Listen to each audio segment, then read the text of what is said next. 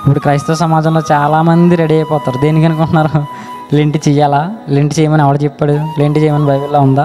Lent చేయమని బైబిల్లో లేదు, గుర్తుపెట్టుకోండి. అయితే పూర్వీకులు పెద్దలైనటువంటి వారు ఒక మంచి భావజాలంతో, ఒక మంచి సదుద్దేశంతో ఈ లెంట్ని క్రిస్టియానిటీలో ప్రారంభించారు, మొదలుపెట్టారు.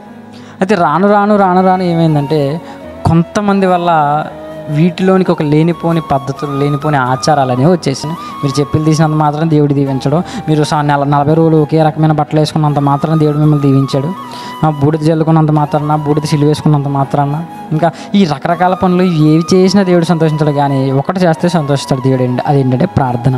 అర్థమవుతుందండి? పద్ధతులు కాదు మనకు కావాల్సింది. మనకు కావాల్సింది చెప్పండి, ప్రార్థన. సరే, బాగానే ఉండే రోజుల కోసం మనం ప్రార్థన చేయట్లేదు, మనం ప్రార్థన చేయడానికే ఈ రోజులు. ఏదో ప్రత్యేక రోజుల్లో దేవునితో గడపాలని కాదు, కానీ దేవునితో గడపడానికే ఈ ప్రత్యేక రోజులు.